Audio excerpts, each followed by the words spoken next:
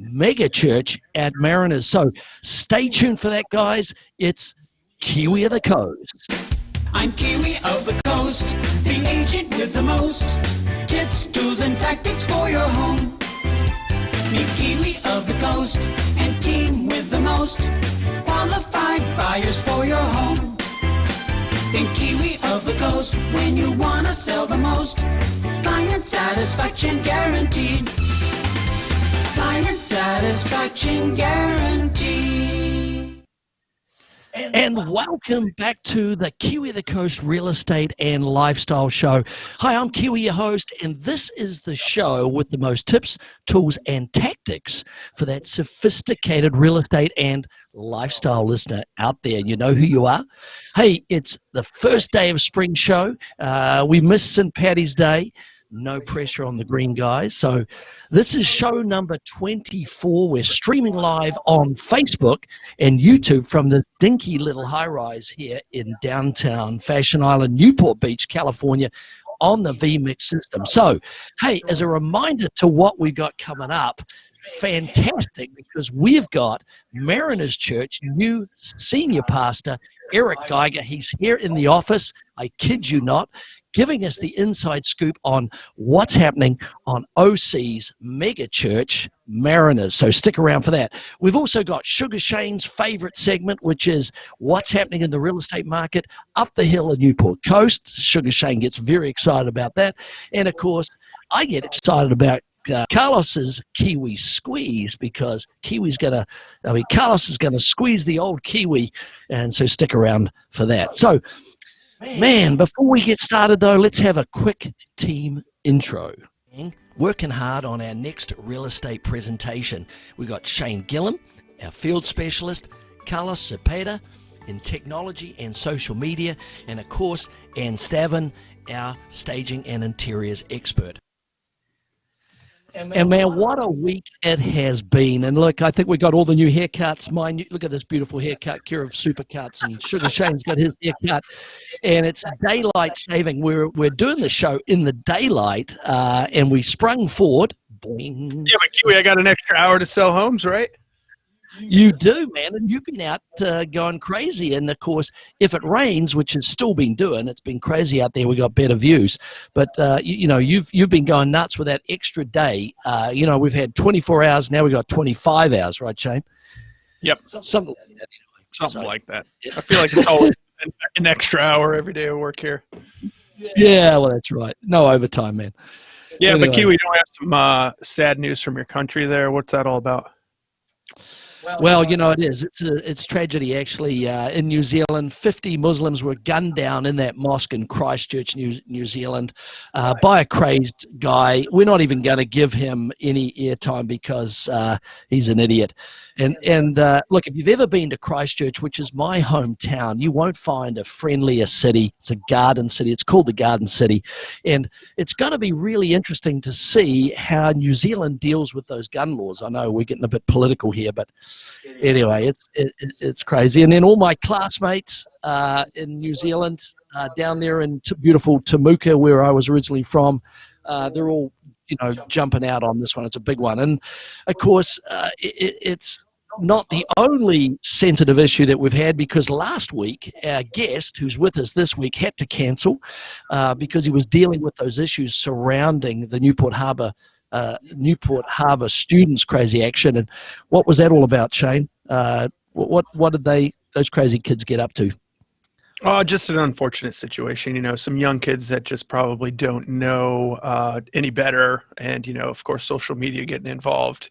But I think our whole community here sprung into action and has really stepped up to help educate these kids that just didn't really know what they were doing, and a very unfortunate situation, of course. Well, and the stepsister of the gal, gosh, the name escapes me here. I've had a senior moment, but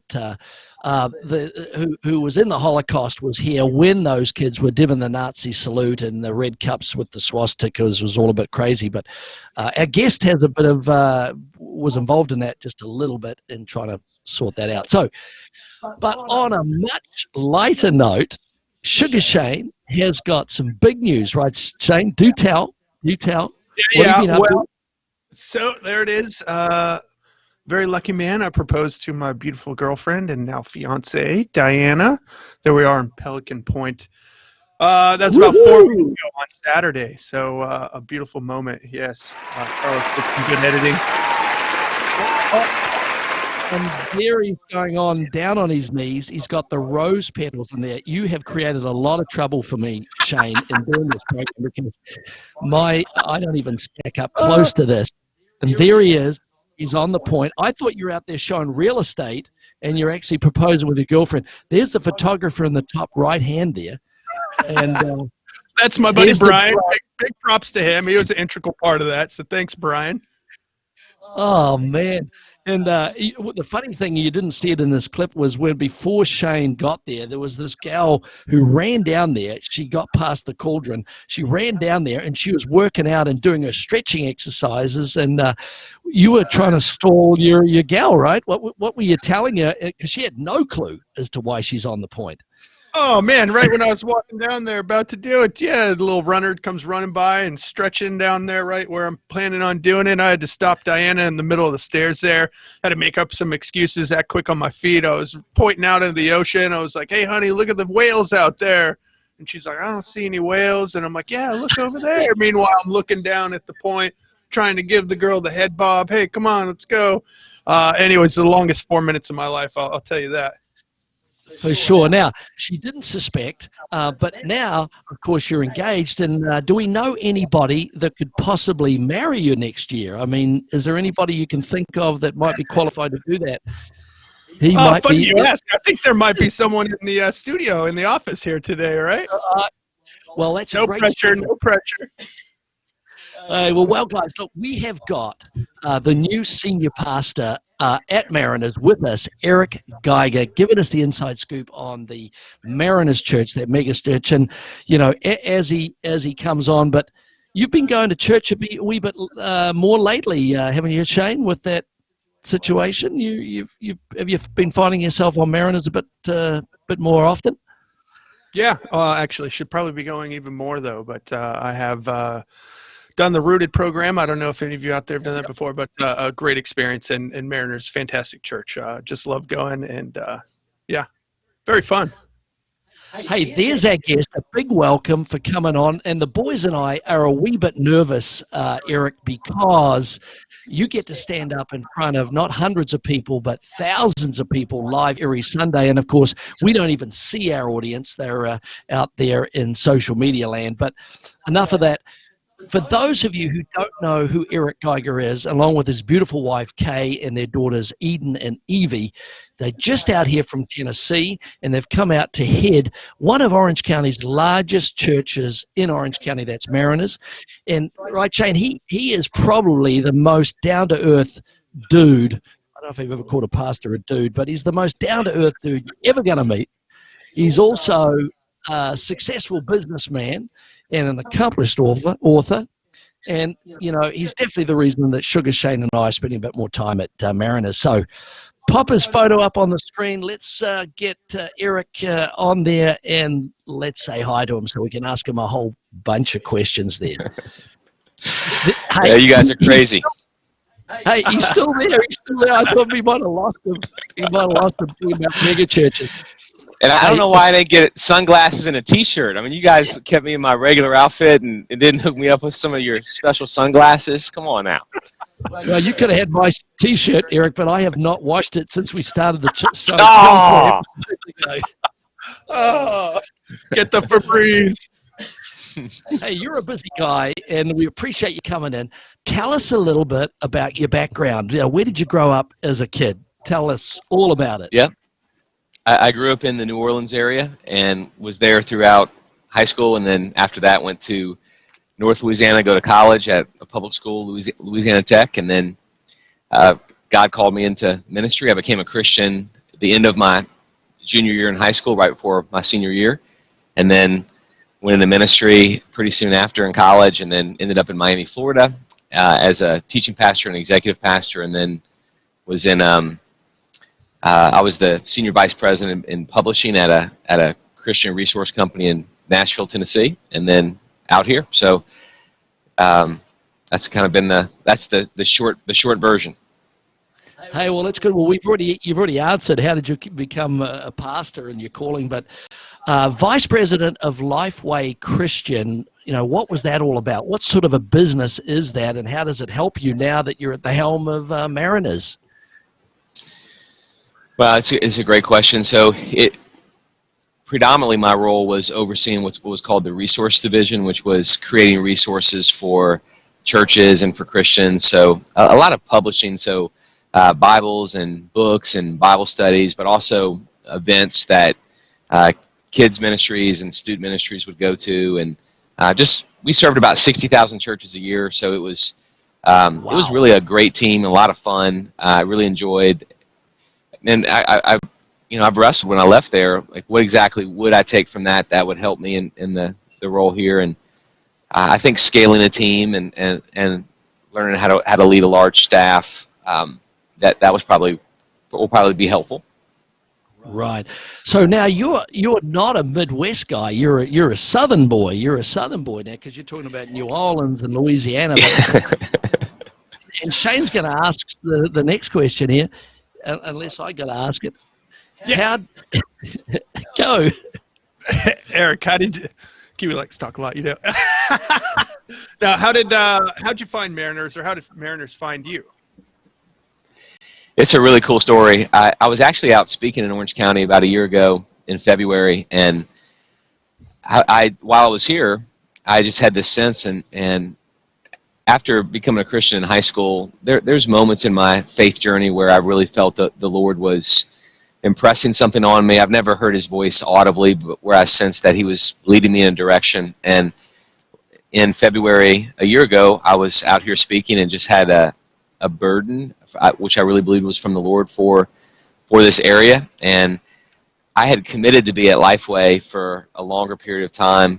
And so I thought, that's just going to be later in the future. But I got back to Nashville after the trip, and a search firm that Mariners worked with to search for candidates for the new senior pastor reached out and asked if I'd be interested in talking about the role at Mariners. And I was really just blown away, because just the day before I had been out here, I told the search firm no, because of my commitment where I was. Yep. And then the very next day, the CEO of the company called me into his office and said, hey, I really think you should stay here. I want you to be here.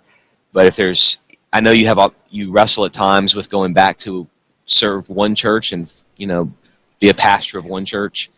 And if there's one church in America that I think is the best fit for you, it's Mariners. And I know that the search teams or firms contacted you, and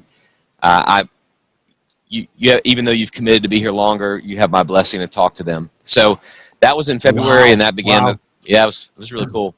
It began the process from then till July, of just really getting to know the church. The church had a team of people from the church that I spent a lot of time with, getting to know, and they represented the church so well, and just fell in love with those people, fell in love with the church, and more than anything, sensed through it that God was pulling this together, and was really excited to come here. So, you were recruited then by GOD Enterprises. That's right. Basically, that's how we believe it works. Ways. Kiwi, you've been listening to those sermons. I'm impressed, man. You've been listening. Well, I've been up there in the high seats there, keeping an eye on there. So I got to get material for the show here, but you got way more material than I have. But now you work the weekends like us, Sundays, but man, Yep. Your open houses are way bigger than ours.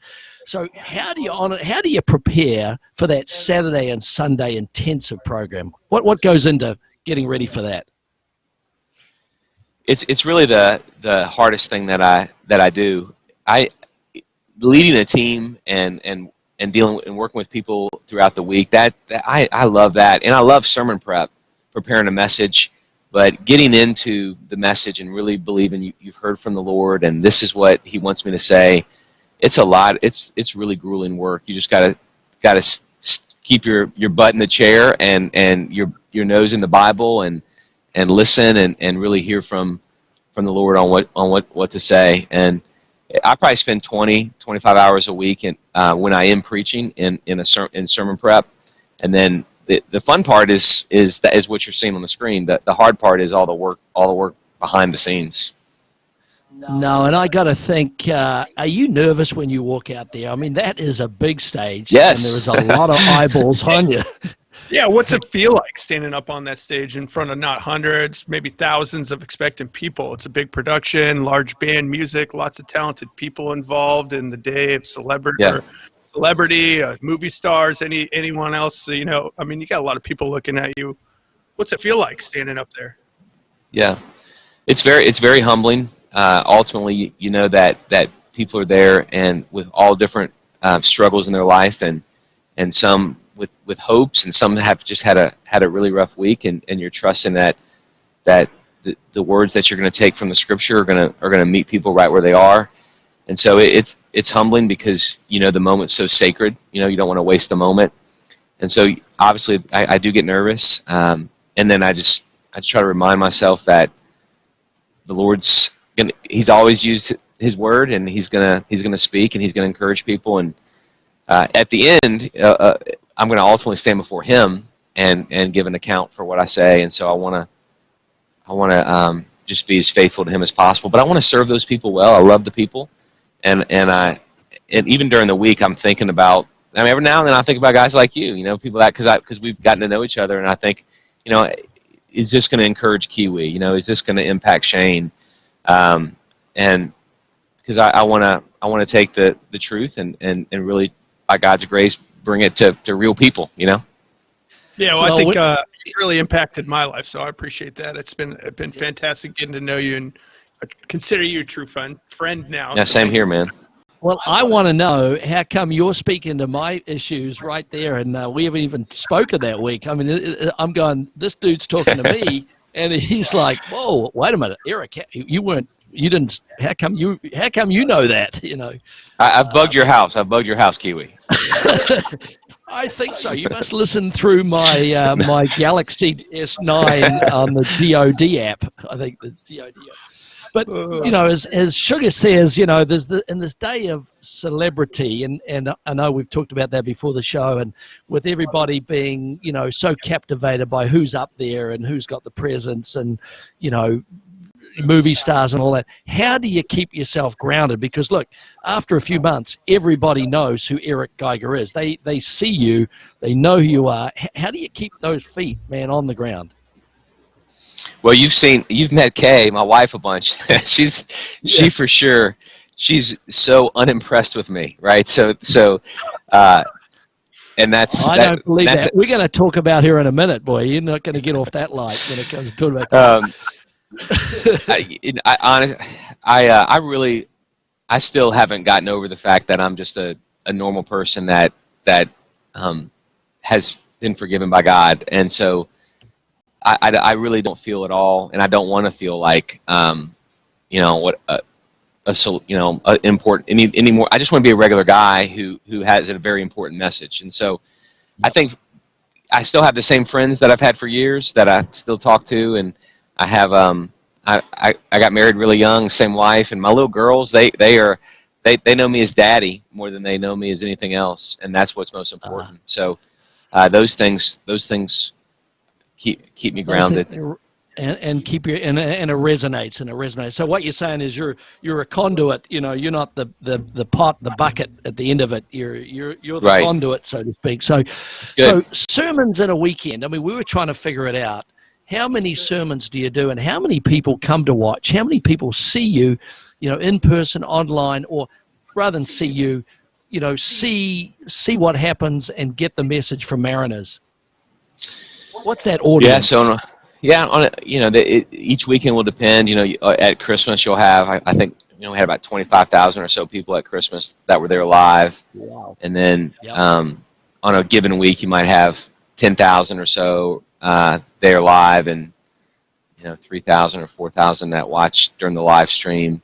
And so it depends. Time change weekend and rain, it will be less. But what I always believe in, and I've got friends that will tell me this: whoever the Lord wants to hear this, that's who's here. And deliver it to deliver the word, the message to who he's gathered, you know. But Kiwi, I do like it. I do like it when you're there, Kiwi. I do like it when you're there. Well, I always text you. You know, I give you a little text to just let you know that I'm there. You know, that way I reckon I can score points. You scored points with me. I'm impressed. I like it. No, Kiwi wants his gold stickers. He gets it. I give all gold stickers go to Kiwi, and Shane. Hey, Kiwi, I will say Shane went through Rooted, man. We just our group. He's in my group, and our group just wrapped up last night. You have not yet gone through Rooted. No, I haven't. I've done divorce care, but I haven't done Rooted. We got to get you to do Rooted. It's pretty good. Yeah, no, that's going to be, you're going to be challenging us at the end of this thing for sure, and I know that challenge is coming to me. But it's an incredible experience too. But Eric, you know, with being out there and getting your message out to so many people, I'm sure people want to know, what was your first time out on that stage like? Because there are a lot of people watching. It's got to be a bit nerve-wracking. And they're saying, where's Kenton? Where's Kenton? You know, their favorite gosh, yeah, because Ken's a legend. Going, yeah, he is. He is. Yeah, he's a legend, and rightfully so, because he's done amazing work for such a long period of time. He's rare. It's very rare that you have a senior pastor who's been in the same place as long as Kenton has been, and has been as just impactful on a whole area. I can't say enough good things about Kenton. So of course there's this sense of, I'm so grateful I can learn from Kenton, but also there's definitely people who are like, oh, who's this new guy? And it really was at the very first time, Shane, a sense of, this is crazy. This is crazy. There's been months of prayer and preparation for this moment, and in a couple of moments, these people are gonna hopefully, God, please let them see my heart and what you've done, and please, Lord, let them sense that I love them. But they're gonna make, you know, judgments in the first couple of me in the first couple of moments, and so it made me really nervous, and I had to just release that and you know, trust the Lord with it, because it was definitely, the first time was like, this is crazy. This is crazy. This, you know. I mean, I got to tell you, when going to the sermons, it looks like you look like a natural up there, like you're born to do it. So whatever the nerves may be, you handle it very well. Thank you, man. And what's neat is we notice you're a lot more topical. You bring in all those current events in your sermon. So how do you gather all that? I mean, you're only in town, you're talking about the ducks or the angels, or you're talking about Joshua Tree or whatever it is. You're just bringing it all in there. Where do you do a great job of connecting your kids? People relate to that too. Yeah. Where do you come up with all your content?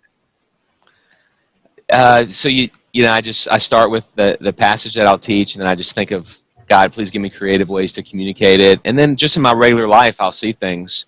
I'll see things in where we live, you know, and I'll see things in the community and with people I meet, and see things in my own kids. And I try to share those things to make it understandable to as many people as possible. No, very good. And hey, I'll reach out to the audience real quick and say, look, jump in there and ask questions, because we can pass them on to Eric here while he's online with us here. So, hey, we're going to jump into books, because you are an accomplished author. And Carlos is going to pull up kind of your, there's a real one. I love this one, How to Ruin Your Life, man. And we might give that away at the end of the show here. But when did you write your first book? And what's your favorite? Yeah. Well, you know, the right answer, the favorite's always your last one, because that's the one that you were most recently passionate about. I think the How to Ruin Your Life one is probably the one that is still really close to my heart and really impacting me, just because it walks through a character in the Bible named David who messed up his life, but also found how big and great God's forgiveness is, and knowing that God's forgiveness is bigger than any issue that we have. I still just love the message of God's forgiveness in the Word. First book was a book about, it's a boring book. Kiwi, I wouldn't recommend it for regular people. It's a book about church called Simple Church, but I wrote that really young. I was 29 years old when I wrote my first book. And sadly, this is the worst. And I'm only going to share this on the Kiwi of the Coast show. Okay, this is this is exclusive content. Anywhere else? Yeah. Exclusive content for you. This is the embarrassing thing of being an author. That book is by far the most best-selling book that I've written. So think about the pain of that. You write 9 books, and still your first one is the one that's the most selling. You'd think I'm like the Milli Vanilli of of authors. You have the one-hit wonder, and then the rest of them. Time to sell. It's had more time to sell. No, but you got it right first time, and you've been probably trying too hard on the trying rest, to catch up to right. Yeah. What about kids' books? Have you written any kids' books? By chance? Man, it's funny you asked that. I don't even know them. Yeah, actually, questions to ask. No, I love it. Evie and I, my youngest, we are actually working on a kids book together. We're a couple pages in. It's going to be like a picture book. We haven't pitched it yet, but we have a really cool story, and she loves doing it. So it's given us. I'm enjoying it just because it's given us time together. So she'll pull up a chair next to the computer, and we've been working on this book, and I'm excited about it. Can you share the title, or do you not have a title yet? She has a title, and it's a working title. It's called The Magical Land of Happiness, and so I can't tell you the story yet, but it's going to be good. It's all about Orange County. It must be. That's right. We had to come to Orange County before we could write the book. Oh yeah, exactly. So you also do your blogs and your podcasts, and I know Carlos is going to put that link up as soon as he finds it. Fun doing that. I mean, you're into social media, which your predecessor probably wasn't as much. Yeah. Social media, a big link with the church, getting the message out. Yeah, I did a lot more I did a lot more before I came here. So I used to do a podcast and a lot of Facebook Live videos, and I basically quit doing all of that when I came, and I actually canceled 25 speaking engagements when I first took the role here. And I went from blogging like 5 times a week just to 2 times a week. So, and that's not for church people. That's mainly for ministry leaders, like other pastors that I write for. So I just have, that's the only thing I've kept. Most of the things I got rid of and wanted to just really step into Orange County. Hey, well, if you want to do a VMix show, we've got one of the best in the business here, Carlos Cepeda. Now, I can tell, man, this is impressive. You can't take him from us, though. You can't. We need him. Right. Yeah. I mean, he just so the audience knows, that's the guy behind Kiwi's shoulder, just mixing everything, man. There. Just making it happen. There. Boom. There he is. Yeah. He doesn't say much, but I make up for it. Leadership seems to be a big emphasis in all those books. Is that a real important theme for you? It has been, and I didn't really set out for that to be but I started getting asked to speak on that and to write on leadership, and I guess maybe a year or so after starting a blog, the guy who does the stats, and you do the same thing I'm sure for the show, came to me and said that, hey Eric, about 40% of the people who read aren't pastors. It's marketplace leaders and CEOs and coaches and so I started realizing that some of what I was saying was resonating to people who led in different environments than the church. So I have never set out for that, but it has it's happened a bit, and I enjoy it because I really do believe that Mariners is a Christian church, and so that Christians that lead in other places, other professions, that they make a massive impact. And so I really have wanted to help them be great leaders wherever they lead, knowing that they represent our King, and our kingdom. And so if they lead well there, Christians should be the best leaders, and they should lead differently. And so I've rejoiced when I've heard that feedback. Oh, no, that's fantastic. So all of this input you get from all of these people all over the country probably, as you physically come from the South, not Tennessee, but, how has life differed for you and your family here in Orange County versus where you came from personally and then as part of the church? I mean, it's kind of Yeah. how is that really differed? We were joking Right. a bit about, for example, here, and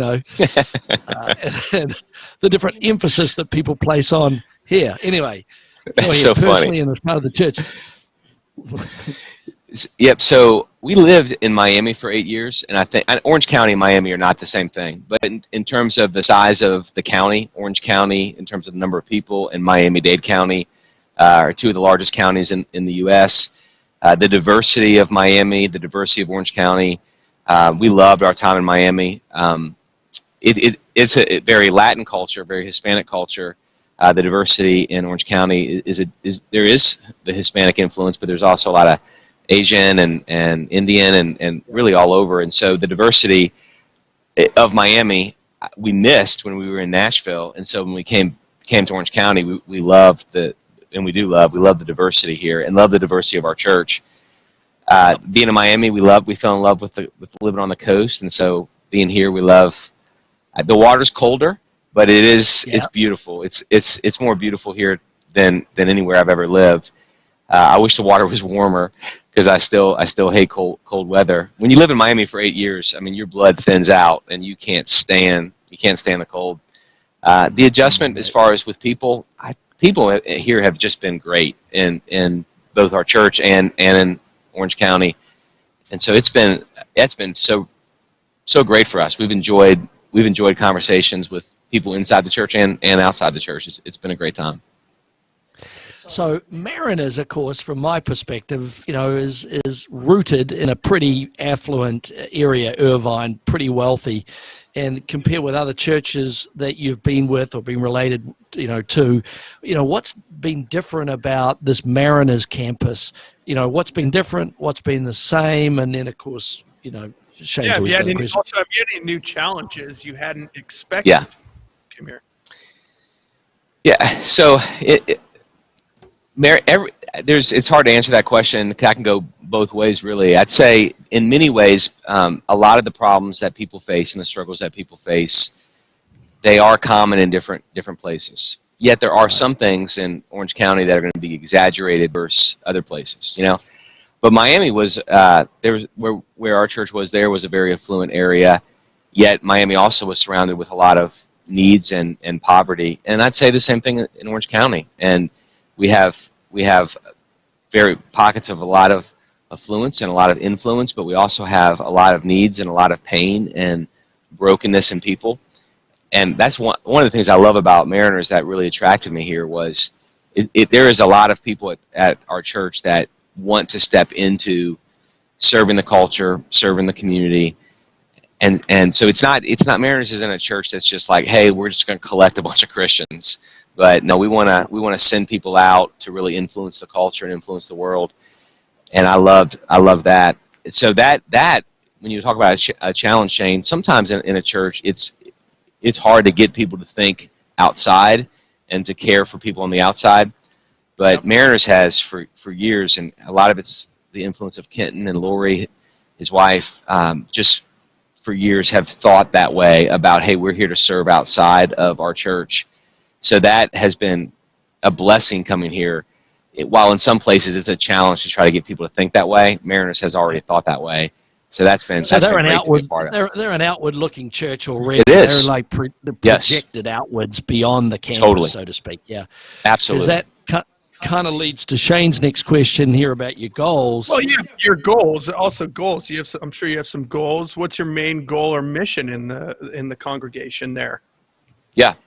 So the mission, which I loved joining, and it's been Mariners' mission for years, has been we want to inspire people to follow Jesus and fearlessly change the world. So, Mariners is not like, hey, here's a big list of rules you want to follow. We want you to follow Jesus, and when you do, you're going to fearlessly change the world. So it's not about just us becoming better people, but we want to change the world outside of us. So that mission, that's still like the overarching goal. There'll be things beneath it as far as we're going to ramp up what we do for the next generation, for kids and for teenagers. We're going to continue to multiply and launch new Mariners congregations. We're going to continue to care for the poor and the hurting and the marginalized.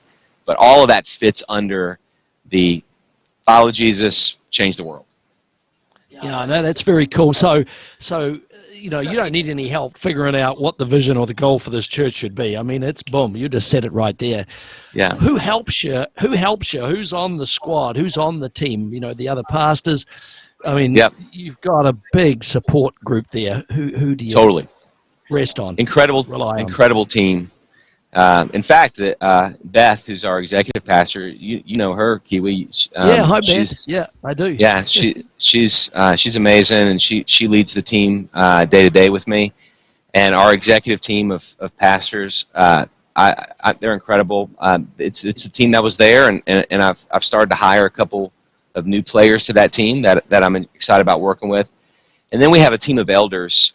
We have a board of elders, and it's really my bosses. So people that I'm accountable to, but that also with me carry the burden and the weight of leading the church. And then we have others that are called shepherding elders, and they meet needs and care for people in the church. So it's really healthy, and I love stepping into it. It's not, Mariners is definitely not a church that's like, hey, it's all about one person, being the tip of the spear, and everything falls on that one person. I teach about 60% of the time, but we have other teachers, and so we definitely don't want to create the Eric show or the Kenton show or anyone. We want Jesus to be the hero, not any of us.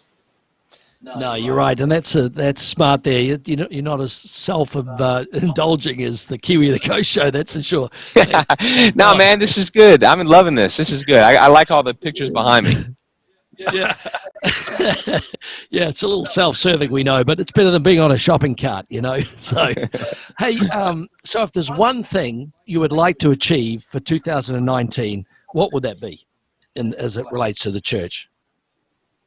Wow, for the church, I want to continue. We're 7 months into the transition, and so it's been going great, and I want this transition to continue to just be. If a year from now we are like, this transition has been really smooth for the people, and for the city, for the county, that's going to be a huge win. And so just fantastic. Wanting to continue to honor the past and then also cast new direction for the future. Now, good. Now we've got a question for one of our audience members, and it says, let me read it here. There are a lot of fence sitters out there, people who are not sure about coming to your service. What would you say to them to get them off the fence? I'm guessing this lady, and I won't say her name, is kind of a bit on the fence about, coming.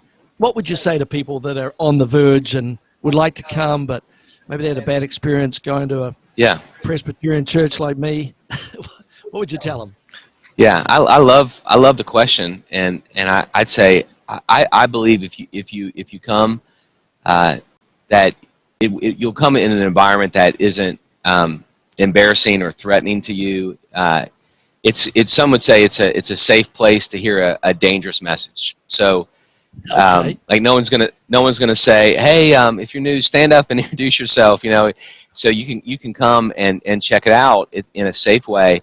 But you are going to hear a dangerous message, because you're going to hear this crazy thing we believe, that God became a man, and his name's Jesus, and he came here to give us new life, and he loves us no matter what we've done. That's a really dangerous message if it's true. And so it's a safe place. You'll be encouraged. We're going to work hard for you to feel loved and valued, but come try it one time. Just I'd say to the lady who's asking, I really appreciated her question. Come this weekend. I'd love to have you. And then afterwards, I kind of hang out down front or out in the patio, and I'd love to meet you. Yeah, and not only that, if you don't even want to go inside the church, you can have lunch. You got the cafe, you got the bookshop. I mean, you can be incognito. And is that what you do, Kiwi? Is that what you do? You eat one of those avocado toast sandwiches and say you're in church and just like eating at the cafe? Yeah, I'm like this going, good. Yeah, that's a good one there. And I'm much hey, man, whatever. I'm glad you're there, man. I'm glad you're there. My kid's chasing those balls around there in the compound. No, I bribe my daughter with the holy bread. Those are the donuts with the holes in them. I tell you, that's the holy bread, honey. That's why we're going there, $1 each. That's the best so value good. at Mariners. Yeah. I'm not supposed to eat them, but I do. So, but anyway, hey, what goes on the campus? This is a big question because I was there recently. I think I was dropping Sugar Shane off at his Rooted thing, and there were people everywhere. Man, it was like 7 o'clock. There's people in every building. There's teens playing volleyball. There's adults in meetings. There's younger kids in a playground. I go, what is going on here, man? This place never closes. So, what is your favorite activity for, at Mariners? Non-church wise, I guess that's a silly question, but right. So on that night, it was probably Wednesday night, since you're dropping Shane off for our Rooted group, and you'll have during the week, you'll have different groups that meet at different times, and so we have recovery groups that meet on Monday. I got to speak our recovery group this week, and just awesome people. And then Wednesday is when we'll have Rooted groups, and then we have like on Sunday nights we have a big high school youth night, and so we have different things for different ages and different groups, and so you always hear about those in our weekend services, and then you'll kind of know what the next step for you. So, Saturday night 5 o'clock, Sunday at 9, and Sunday at 11, and then we're like, hey, if you want to do something, this is what's next, and so we try to encourage you to take a next step after being at church for the weekend. Well, I'm trying to figure out when's taco night. That's the night I'm coming. Is it Tuesday? Is that what it's going to take? Taco night? Taco night in the gym, and I'm not. I had to delete that question, but taco night in the gym, and I'd be there. No, I'm just teasing. But you do have a lot of cool programs for kids and teens, and there's others, right? Yeah. What do you got there? Yeah, even I think a good thing too about Mariners is that they do even help with finance and everyday things that help you in life. It doesn't have to be a major issue in your life that they're helping you with as far as like bringing you down, but they'll help you just with how to save money, how to spend money, and whatnot, right? And some other programs that are great for this everyday life. Absolutely, because we believe that God cares about those details of our lives, and so we want to help people, help people where they are. Give up smoking, maybe. Do you have one of those programs? I'm going to send my wife. No. Are you listening? She probably will. Kiwi, do not bring me into this conversation, Kiwi. No, but I went to the divorce care when I went through it. It was fabulous, and I know you have the addiction stuff. And what else do you have there that's really beneficial to maybe the good side of life, not so much people going through trouble, but the positive side of life? What else do you have? Well, one of the big things, and it's really the legacy of Mariners, is we really do help people find ways to serve in the county and to serve the poor and marginalized, and it's a great thing because people, they realize, gosh, we live in such an amazing place, and do I really want my life to just be about consuming for myself, or do I want to make a difference in other people's lives? And so our team for years has done an amazing job of helping people get connected to where they can really influence and impact others. Because OC does have some problems. I read somewhere that there's like 30,000 homeless kids or something. I mean, and we don't really see it up in Newport Coast or Newport Beach so much, but there are some real problems that we may be a little immune to because of where we live. And Mariners reaches out to all of those groups, right? We do. So we have, they're called Lighthouse Community Centers. We have several of those throughout Orange County. We're going to launch more. And so we really step into after-school care and tutoring for kids who are struggling and really need help. And so we care for them. We're stepping more and more into serving exceptional families, and so families who have children and teenagers with disabilities. And so we step up. We call those exceptional families, and we serve them, and are doing more and more of that. My wife's really passionate. Kay's really passionate about that, and so we're always given. We want to meet needs of those people and care for those people, but that also gives people at our church an opportunity to make a difference with their life. Yeah, Orange County, get out there and serve. There's not a greater feeling in life than getting out there and helping. Well said, Shane. Yahoo! Now, Carlos is going to throw up a family pick here because they say that behind every successful man is a successful and smart and beautiful woman. And there she's amazing. And I read your bio, and one of the things it said is Eric enjoys dating his wife. Now, tell us about Kay. There she is. She's a Southern belle, I think, isn't she? Yep, she grew up in North Louisiana. So I grew up in South Louisiana, New Orleans. We met in college.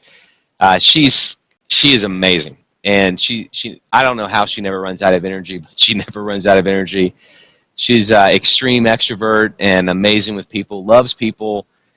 And she's a great mom and a great wife, and we enjoy each other a lot. So we still date, and here in Orange County, we've had a lot of fun.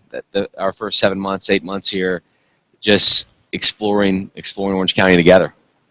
Yeah, a lot of neat things. So, one thing I can tell you about Kay is, and we want her on the team. If we could hire her, she connects with more people in a neighborhood in a week than we know in a year. It's amazing. How does she do that? I mean, my God, it's crazy. It's magnetic. People are just it's really humbling. I mean, I thought that I was a bit extroverted till I got married to her, and I am compared to her. I'm the guy in the corner not saying anything. Yeah. And then, does she have a role at Mariners in terms of a not a paid role, but as a pastor's wife? What is her role really at Mariners? Yeah, she does not have an official role, and she wants to just moving here. Wanted to get our kids acclimated. That was goal number one, and to serve alongside me. Now she's done a bunch of things. She's spoken at some of our women's things, and she's really pressing into launching some things for exceptional families, and she volunteers in our kids area. So she's super plugged in, but there's not an official role, and she likes it that way because she likes being able to not have something she has to do, but float around, like do whatever she wants to do. She's the special agent. Yeah. And you spoke of the kids, of course. We have your kids, Eden and Evie, which I think everyone's loved getting to know them through your sermons. But how have they adapted to Orange County, the church, school, life? They've been great. It's been, and people. I think people have just been amazing to them, and Shane. It's been smoother than I thought it would be. Obviously, there's always transitions, but it's been smoother than I thought it would be. Because when I was trying to reach out to you recently, like you're calling me back from Disneyland, so these kids have discovered the fruits of Orange County here big time. They have. We're trying to make it fun for them. No, good. But there are some pressures, right? As a pastor, and I think they've got to be huge, standing from where I am. Especially in these days of lots of social media. And a lot of people passing judgment, scrutinizing what you do. So how do you cope? And do people expect you to be the moral compass 24/7? There is a lot of pressure, and some of it's a lot of it is really from the Lord because you're responsible for these people, and then some of it is from yourself, and that's where I have to do a better job of not putting so much pressure on myself. And then obviously you'll have people put expectations on you. Some of those are right. They are the good expectations because they believe this is what a pastor should be, and then some of those expectations aren't good. They're not ones that you should have placed on you, and so you have to just have wisdom to discern. What are the expectations that are right and reasonable that should be placed on you, and then what are the ones that you shouldn't allow yourself to live under. And so it takes wisdom to know the difference between those two. Speaking of expectations, it's probably tough balancing family life with church life. How do you do it? Working on the weekends, of course, we have that same dilemma where we have to try and balance work and life on the weekends, sometimes 7 days a week. How do you do it? Yeah, it really starts with me a core conviction that if I neglect my marriage or my kids, that I'm really being a really bad example to the church. So that I can't, for the sake of the church, neglect my family, because then I'm not even doing good at church, because the church needs to see a great example. And so it's actually currently, and I know it's different each stage of life with your kids, it's currently easier with Kay, because I take Fridays off and the kids are in school. So we'll drop the kids off at school, and we will spend all day together exploring and just having. It's just a blast. We love All Day Friday, and then with the kids, it's just being as intentional as I can to carve out time together, and then individually, and so they each need different time from Daddy, and just trying to read what each needs at each time, and I look for ways to spend time with them. So if I'm speaking somewhere, like 2 weeks ago, I was speaking out at a university in Riverside, and I took Eden, my oldest, out of school, and she came with me. So got a lot of time in the car. So I will check them out of school. I will do things when I have something that they can come with me on, and take them over their ski break. I took a couple of days off, and we went and explored Palm Springs together. And Kay stayed home, and so she had a whole bunch of stuff she wanted to get done. And I said, I'll take the kids, and we went and had daddy-daughter time for 3 days, and that, not that 3 days then covers a whole lot of neglect after. That would be the wrong approach. But 3 days does create, if you have some things come up, which happens and has happened, that you've built, you built some time with them that if you get pulled to this, it doesn't, they don't feel like they've lost their dad.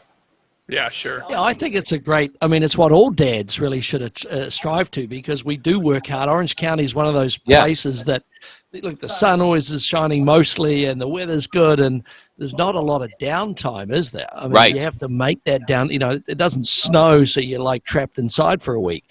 Right. It's good. It's a good point. Yeah, you got to keep going there. So that's good. But back to sort of a more serious subject now. Conflicts and questions, and a couple of weeks ago, you got pulled away, and we were talking about this at the beginning of the show, to help with that big issue with the kids at Newport Harbour High, those silly kids who were there with the swastika and the Nazi salutes.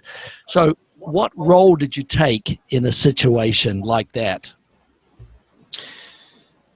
Yeah, I think there's times where a pastor feels that he should speak, that I should speak, into a situation, and then there's times where you just want to listen and learn. And this was definitely one of those times where I just wanted to listen and learn. And so I just put myself in some places to listen to our community and pray for our community. And there were plenty of people making important statements, but my statement wouldn't have been any different than other statements. So I didn't think that we needed another statement as much as people need to know that we care, and that we pray for our city, and we love the city of Newport and Irvine, and we love all. There's 34 cities in Orange County, and we love all of them, and we love the people of those cities. And so, and then obviously you do want to always realize that anytime something racist occurs, that it brings up pain for people who have suffered from racism. Whether that's African Americans or our Jewish friends and neighbors, there's people who even if that act wasn't against them in particular, it resurfaces pain from their past. And so, as a pastor, I want to show mercy and grace and compassion to those, and that's just what we wanted. That was our posture. We were just really sad, Kiwi. It was just, we were sad for the fallout, and sad for the pain of it, and so I just felt in those situations was just to listen and love people and be sad. I mean, everybody was sad, and join people in being sad. Yeah, so you got to kind of grieve. And then we mentioned earlier in the show too the sadness that's going on in New Zealand, my home country right now. This awful event, the 50 Muslims that are dead. And it's just tragedy. So how do you, as a pastor of a modern Christian church, if I'm allowed to call it that, work with the other heads of religions and churches, and for want of a better word, to calm things down, to settle things down? How do you do that? It's a great, do you have like great question. Do you have the red phone to the armor and the red phone to the rabbi? I mean, I don't know what you do. So I did. So after there was an event at CDM high school, and one of the local rabbis spoke, and he did an incredible job. And so we got to spend a couple moments together, and he just did amazing. So I was letting him know that I was praying for him and really appreciate him. And then when you have this situation happen, oh gosh, I mean, this is horrific, you know. I mean, real lives were taken, moms and dads and daughters, sons, brothers, sisters were slaughtered. It's just absolutely horrific. And so you're right. Those are three different world religions, right? Christianity is different from the Muslim tradition and the Muslim faith, but at the same time, here's what we believe, that everybody's created in the image of God, and so when we should mourn and weep and care that image bearers of God are treated that way, and so we did weep and we do care, and then also we really do value that people from all religions can gather and worship, and so we stand together in that with our Muslim neighbors and with our Jewish neighbors, that we love the freedom that we have in this country to be able to gather and worship, and we want to protect that. That matters to us. Yeah, amen to that. So how do you foster that tolerance then, you know, when there is so much intolerance about, and you probably just alluded to that, but is there anything you can add to fostering tolerance when there is so much intolerance? How do you do that with other members of church, other churches? Yeah, I think hopefully as I teach over a long period of time, and I think Kenton before me did this exceptionally well, we are just helping people understand that everyone is created in the image of God, that everyone is loved by God, and therefore we need to understand that all people are worthy of dignity and respect and care and compassion. And then also I have a lot to learn from people who are different from me. And so I want to approach life with a listening posture. And so hopefully the teaching of that impacts people, but also, as you know, we learn often by what we see more than what we hear. And so I do think Mariners has done a great job in the past of having a listening posture and a caring posture for people. Ah, fantastic. Hey, Shane's going to get on to the fun stuff. Because this wasn't the fun stuff? Well, we'll get out. We want to get out here on a few fun notes here, of course. So what do you do for fun? What do you do to relax? Of course, outside of church and life, that's all the pressures. And I love Carlos to throw up Carlos is going to throw up a picture here. I got to get away with one little. What is this? What is it? I don't even know. Uh-oh. Now, this is what you got to give the backstory on that. Yeah, the backstory on this is this is after his first sermon at Mariners, and he's heading out the back way, and he's hauling his wife over the fence to go home early. No? Is that not it? That's not it. That's not what happened. Oh, that's not it. I'll let you tell what happened. I think this is early when we first met, and you're just driving me around. This is even before anyone at Mariners knew that we were possibly coming here, and we were just getting a sense of the area, and you were just showing me different neighborhoods, and there was this one neighborhood that you wanted to show me, and we couldn't get in, and we decided that we would just jump the fence. And you were like, "Nah, I can't let the pastor jump the fence." And I said, "No, man, we can do this." And so I just we trespassed, and so I want to confess my transgression publicly. And so evidently I'd forgotten this happened, but we just hoisted Kay over the wall, and we went and checked out the neighborhood. Well, you just looked at the backyard. It wasn't breaking and entering. Oh yeah. We didn't go inside a house. Just checking out the pool. Yeah, exactly. We just thought that's what you do down in Miami. You know, that's just. It is what we do in Miami, actually. Anyway. Yeah. What other things? Obviously, you do some other things for fun. I think you like some sports, of course, biking. Yep. I know you got the paddleboard racks on the Jeep. Oh Jeep guys, man, hey, you and me, Yep. Jeep guys, throw the paddleboard on top. I love stand-up paddleboarding. I love mountain biking, and I love to play basketball. Although I've really hurt my elbow, and so I've had a hard time lately shooting. But those are great. I love all three of those. Neat. Well, you can do it, all year with all those different activities. I know. You got to watch that mountain biking, because it'd be a little tough on you. Maybe that's what screwed up your elbow there. But Now, Shane's not letting you go with with our favorite part of the show because you've been here a long time. We got to get it wrapped up. What are you gonna? We can talk all day if we wanted. We can just keep going. But I know. Yeah, I'm impressed. If anyone's still watching, I'm really impressed. Yeah, well, they're probably not. If they are, it's because they love you, man. But it's truth or dare time. Of course, dare is not an option today, though. So, wow. Truth or dare, or dare or dare? No, truth or truth. Basically, what's the craziest thing that's happened to you in church? Or tell us about the crazy experience you've had coming to the OC. Craziest thing in church, man. I've had so many crazy things happen, and so in Miami, I had people stand up and debate me while I was speaking. I've had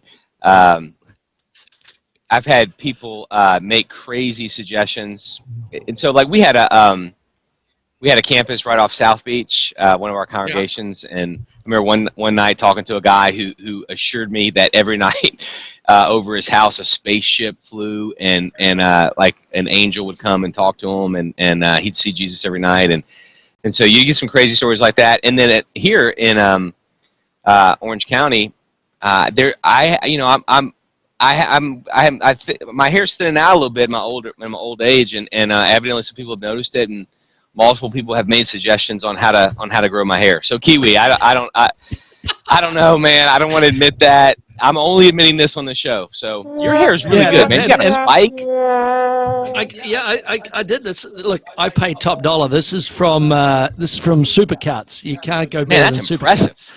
No, I think he just rode the motorcycle in today or something. That looks like a helmet. That's right. I forgot the gel went in. The gel went in too heavy on the top. But no, but there are a lot of suggestions for that.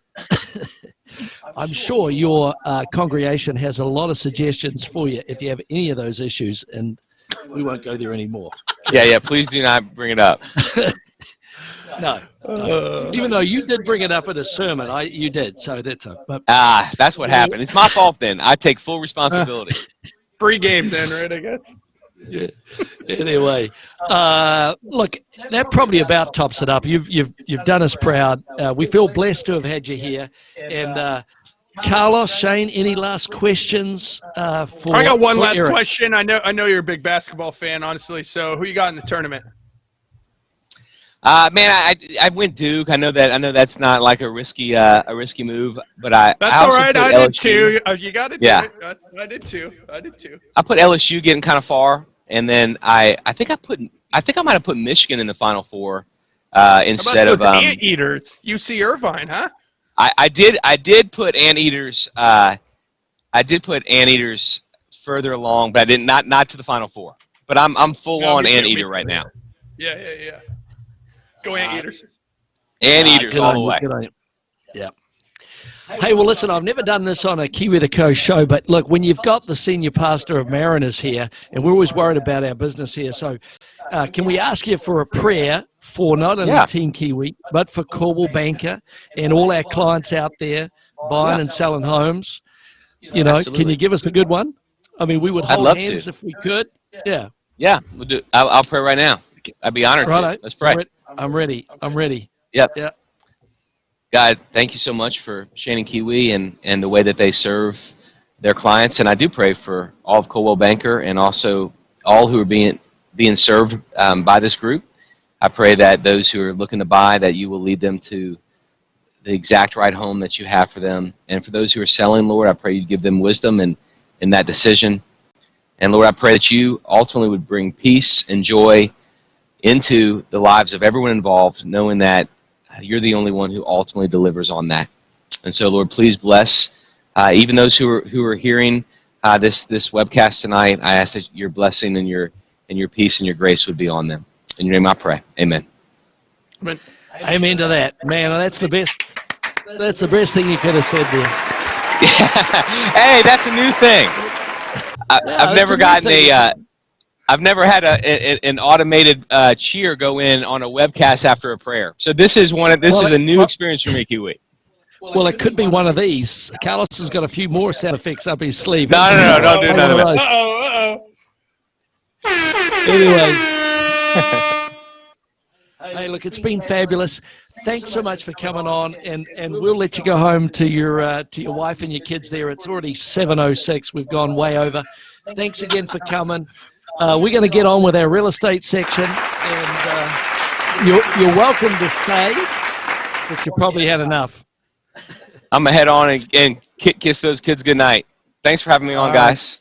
Thanks, Eric. You're the best, man. Thanks again. Hit that Kiwi ad there, Carlos. And now a quick word from our sponsor. Team Kiwi is for hire. Remember, Team Kiwi is a top-performing real estate team here at Coldwell Banker, Newport Beach, here to serve and answer any of those real estate questions you might have 24/7. Call now. Operators are standing by. And back to the show. Well, that was a good one. I think that's probably one of our best, and hopefully there's been a few listeners listening. Eric, thank you so much. All right, we'll see you Sunday. Anyway, listen, so any pet peeves there, Sugar Shane? Tell us about any pet peeves you might have out there in the marketplace as we switch to our real estate segment. Maybe homes that owners refuse to declutter, paint, stage so they can get top dollar for their house. You know, you'll get top dollar. Let us declutter, let us stage, let us paint. I swear it's worth it. But we have solutions, and Carlos is going to put one of them up here. It's called our virtual staging concept. And what we do, we take a little clutter on the left, we put it through the magic process. You don't have to wear the goggles, and boom, hey presto, out the other side comes our virtual staging.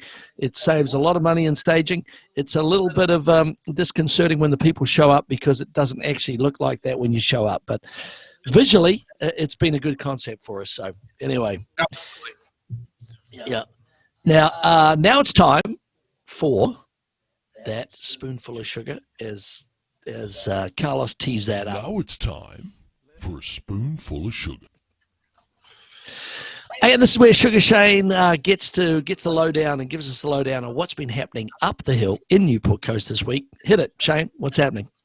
Hey, Kiwi. Yeah, so in the past 14 days, 2 weeks, we have 55 total homes on the market. That's up in Newport Coast, of course, excluding Crystal Cove and single-family residences. But of note, we have 4 homes under $2 million as of right now. Also, going down the list there, a few homes of note. 34 Coral Reef. That's our listing up there in Pelican Ridge. That beautiful home is listed at 3.498 million. I think we got the wrong graphic there, but that's all right. And then 22 Via Diamante, a home not to be messed up in Ocean Heights. That's listed at $4,495,000. And then at the bottom of the list, we like to go through a few. I know some of you like to know what some of the highest priced homes in Newport Coast are. We have 12 Fairway Point and 7 Pelican Vista Drive. Those are both listed over 33, almost $34 million. Now that 12 Fairway Point of note, though, that's up in Pelican Hill. And I think Kiwi really likes a new one next to this one. So if you or someone want to go and live up to a $30 million plus property, but at a fraction of the price, stick around because Kiwi's pick of the week is one of those. And then on average, and then let me add something there too, because 12 Fairway Point, 3 days, 3 doors over. Man, we've got a bargain compared to this one, but we're going to tell you about that shortly. So stick around. Last 14 days, Carlos is going to get that graphic up. Let's see what those.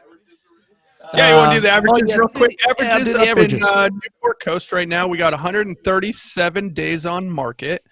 The average square foot of a house up in Newport Coast is 5,200 square foot, sitting at almost a 13,000 square foot lot. Now, the average price per square foot right now in Newport Coast is $1,120. So we're over $1,000 a square foot up there in Newport Coast on average, and we're approaching $7 million average list price. So pretty good prices up there in Newport Coast.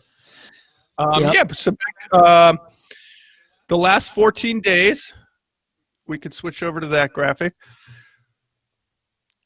We have a total of 15 homes that have come on, off, or under contract. 7 new total listings. Of note, we have 2 of those that are under $2 million at 17 Versailles and 52 Renata.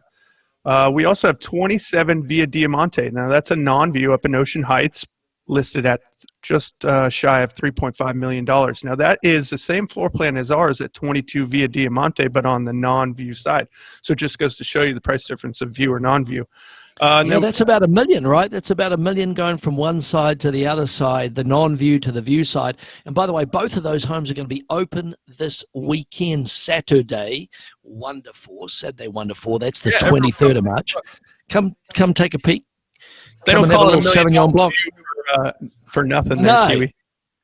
No, it's $1 million view. That's all a Catalina. They measure it by the inch, if you can see it, and add it onto the price. Yep, for sure. Also up there, you got 47 Overlook. That's a big view property up there in Ocean Heights. And then we got 42 Offshore in Crystal Cove. That's back on the market, which is a surprise. That one just sold about a year ago. We're already back on the market.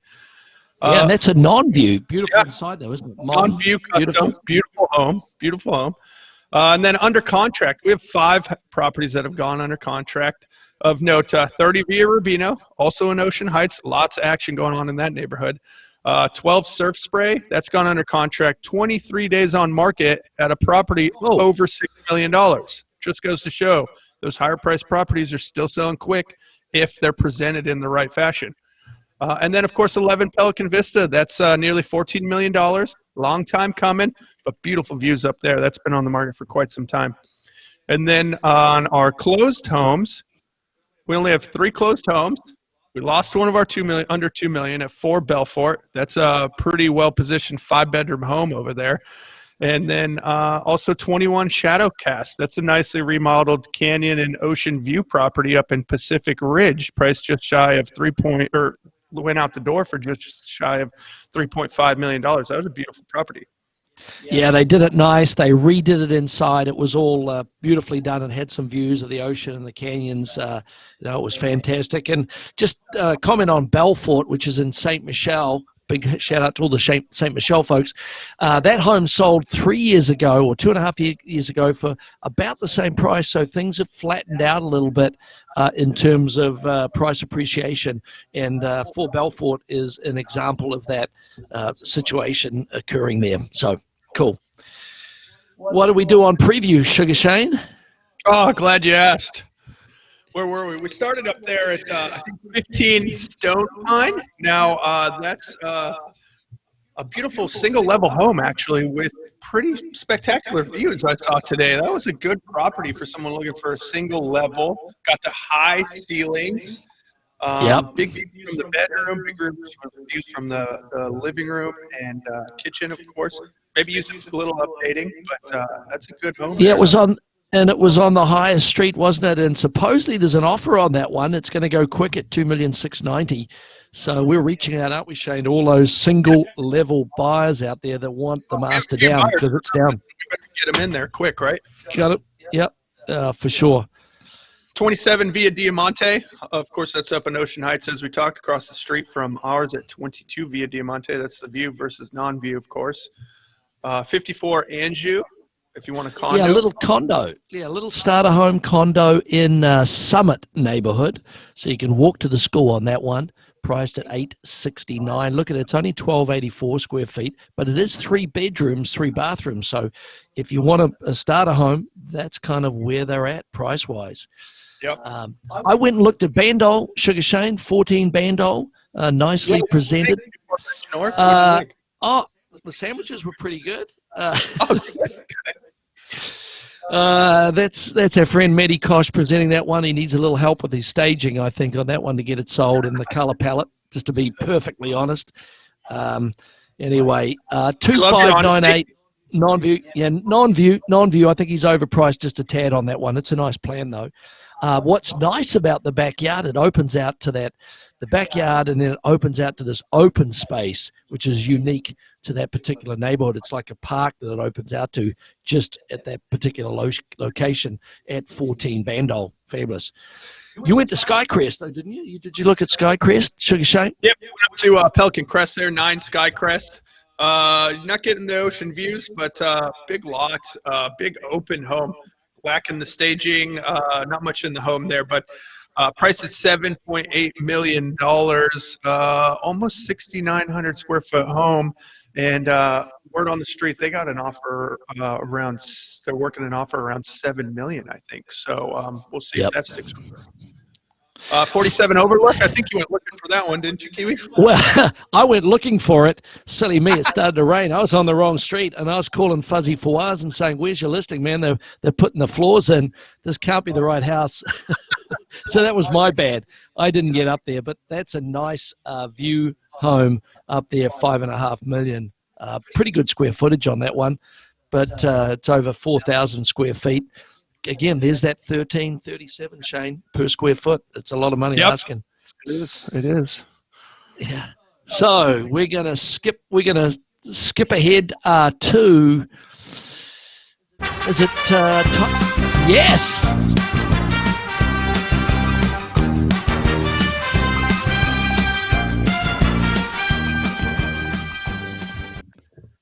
Because it's Kiwi's pick of the week, and which one is it, Sugar Shane? What do we got? 8 Fairway Point, Pelican Hill.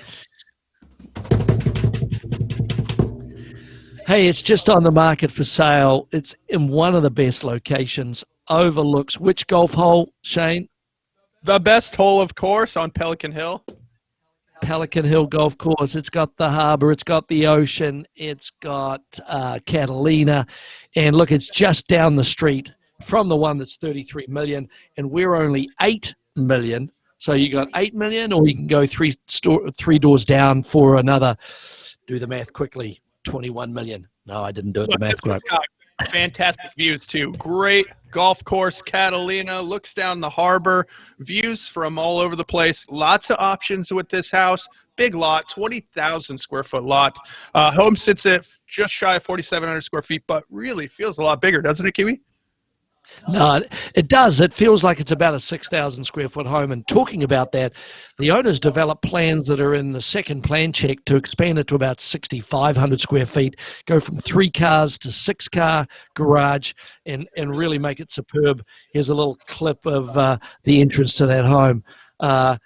You know, I think it's lot price. I mean, you see a lot of lots going out the door at 6, 7, and 8 million, and they, you know, bring the D8 in and knock the home down and build a new home, and this has the option of doing that. But I tell you what, buy the lot for 8 and we'll throw in the house for free, right, Shane? Yeah, that's right. What a deal. Is this Let's Make a Deal?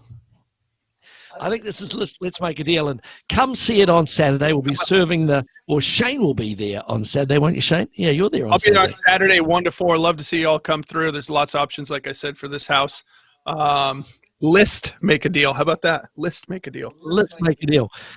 For sure, for sure. Look at that guy wandering through that house, man. He's a professional. He must have seen Lifestyles of the Rich and Famous there at one stage. Anyway, moving right along. Yeah, what time is it, Carlos? What? Now it's time for the Kiwi Squeeze. Hey, and then this is where we ask you the question before we go hoarse, because we've talked so much, and ask for your comments and feedback. So here's the question. Who's been to Mariners Church service on Sunday? What was your experience? What were your first impressions? If you are the 5th responder to those questions here on the show, we've got one of Eric's books, which is the one about how to ruin your life, or I think that's what it's called. We've got one of the books from Eric that's signed by him. We'll share that. So share your comments. Don't be shy. Share down below. We'll give you that book signed by Eric Geiger. So, but it must be time to wrap it up, guys, for another busy Kiwi of the Coast real estate and lifestyle show. Shane, what about your off markets? What do you got up your sleeve? Shane's always got something.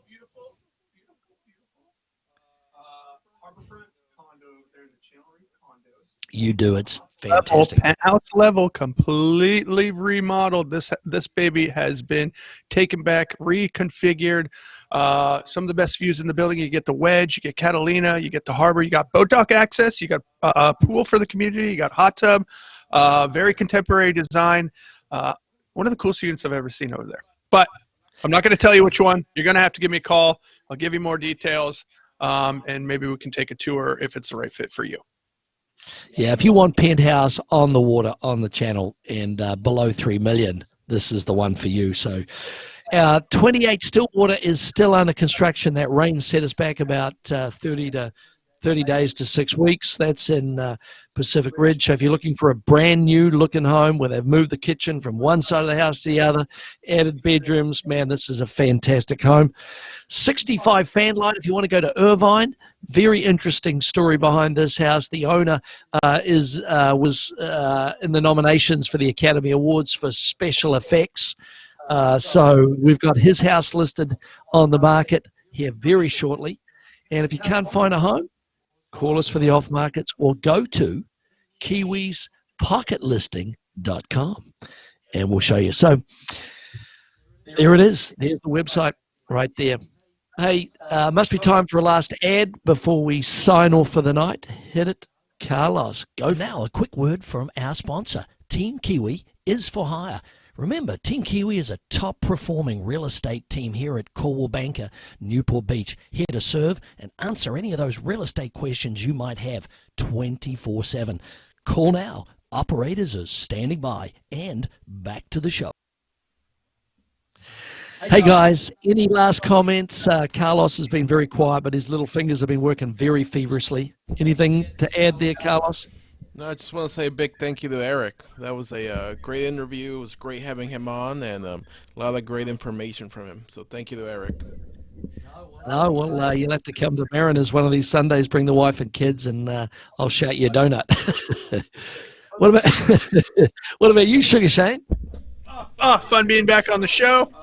Love you, Diana. Of course, my beautiful fiance. Very blessed to have you in my life. Blessed to have you guys, Team Kiwi, in my life. In the spirit of Eric being here. Love him and his family. Have become great friends. So one of our epic shows, I believe. Good job, Kiwi. Good job, Carlos. That's right. Thank you. Big shout out to Annie. I missed you in the early presentation. I'll hear from it later, but you are a valued member of the team, our staging expert. So thanks. We'll have you on one of these days. But listen, you heard it here first. Kiwi of the Coast. I'm Kiwi of the Coast, the agent with the most tips, tools, and tactics for your home. Meet Kiwi of the Coast and team with the most qualified buyers for your home. Think Kiwi of the Coast when you want to sell the most. Client satisfaction guaranteed. Client satisfaction guaranteed. Hey, thanks you guys, and we'll see you next time.